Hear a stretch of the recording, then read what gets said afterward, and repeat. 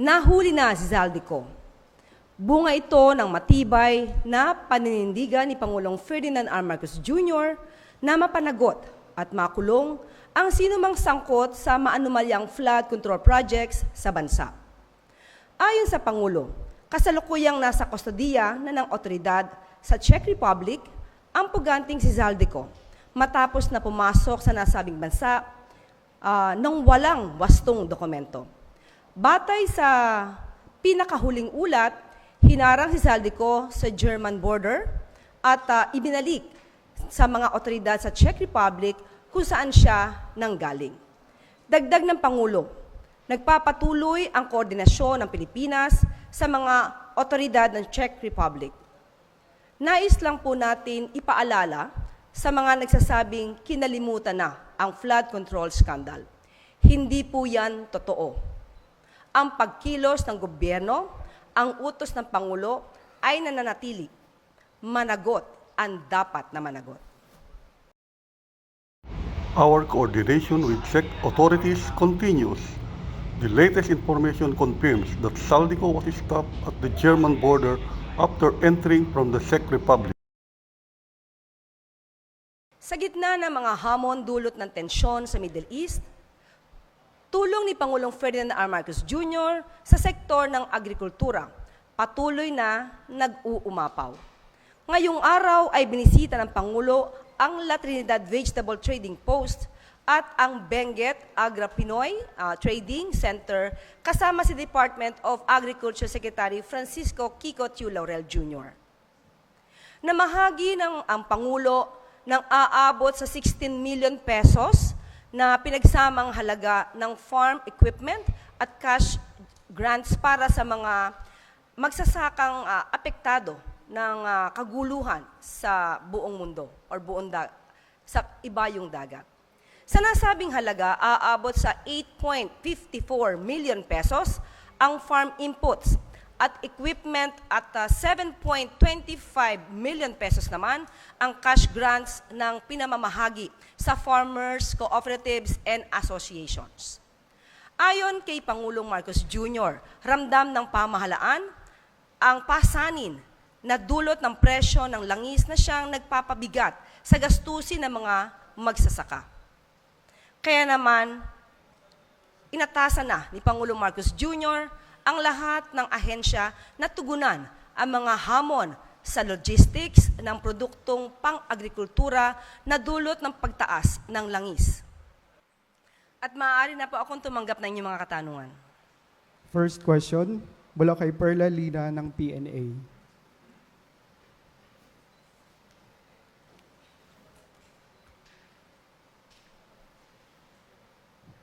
Magandang umaga po, ma'am. Good morning po. Ma'am, what prompted po the extension ng filing ng annual income tax returns to May 15 po?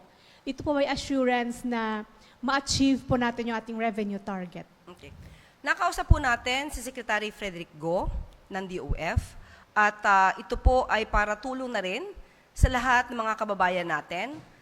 Although alam po natin na ang deadline ng pagbabayad ng income tax ay April 15, pero po para mas makapagbigay pa po tayo ng allowance or extra time sa mga magbabayad at kinakailangang merong kumpletuhin mga dokumento at mga attachments, minabuti po na extend po up to May 15 para po mas marami pa po sa ating mga kababayan ang makakomply sa kautusan patungkol po sa pagbabayad ng income tax. At sinabi rin po ni Secretary Frederick Go na we will continue to reach our targets. Ma'am, given po sa current challenges po, meron bang mga measures na naka-pipeline para ma-support po yung initiative sa energy or sa renewable energy po natin? Opo, yes po.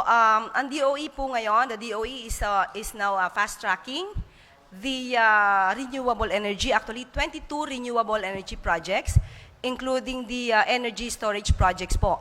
At ang kinapapalooban po nito ay ang 12 solar projects, 6 hydroelectric plants, 2 biomass facilities, 1 wind project, and 1 integrated renewable energy storage system.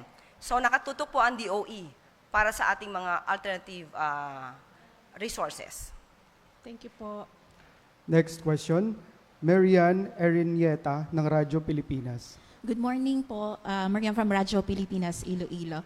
Yusek, may ilang pong mga batas na gusto pong ipagpaliban muli yung pagdadaos natin ng barangay at SK elections para makatipid yung pamahalaan. Ano po ba yung posisyon ng Malacanang o ng Palasyo tungkol po dito? Nabanggit nga po na makaaari makatipid ng 16 billion para dito po kung hindi maitutuloy ang nasabing eleksyon. Ang Pangulo at ang gobyerno pong ito ay open sa lahat na maaaring suggestion na siya makakabuti sa ating bansa.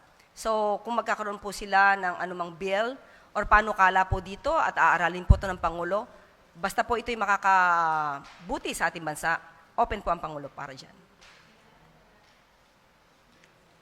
Next question, kay Jinel Baclay ng Radyo Pilipinas. Ay, Yusek, magandang tanghali po. Ginel Baclay ng Radyo Pilipinas. Karaniwang nakafocus tayo o nakatuon yung ayuda sa low-income sector sa gitna ng energy emergency. Meron po bang nakahandang tulong ang gobyerno para naman sa middle-income earners na ramdam rin yung pagtaas ng presyon ng langis, Yusek? Meron po. Hindi man po natin masasabi na cash assistance ang tinatanggap ng mga middle income or middle income earners. Masasabi po natin na yung pong ibinigay po ng Pangulo at ng DOTR patungkol po sa 50% na discount sa LRT, MRT ay malaking tulong po ito dahil karaniwan din po dyan ay mga middle income ang nag-a-avail ng ganitong klaseng transportasyon. Maliban pa po dyan, naibigay na rin po, nasuspend na rin po ang excise tax para sa LPG at kerosene. At alam po natin na lahat po tayo dito ay gumagamit po ng LPG at kerosene at malaking bagay po ito para maibsan ng konti ang dinaranas natin mga pagtaas ng presyo dulot na rin po ng krisis dito sa Middle East. At maliban po dyan, meron na rin pong proyekto ang SSS, ang GSIS at ang Pag-ibig.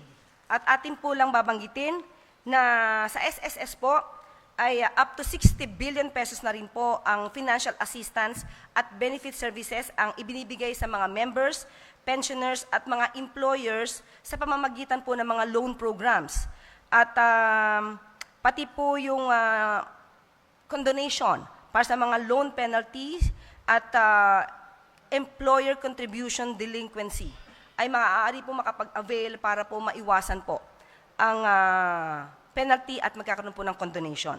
Sa GSIS naman po ay ini-implementa rin po ang Balik Ginhawa Program kung saan mayroong 3-month loan moratorium kung saan nire-refund muna yung 3 months na kanilang ibinayad para magamit pansamantala ng ating mga kababayan.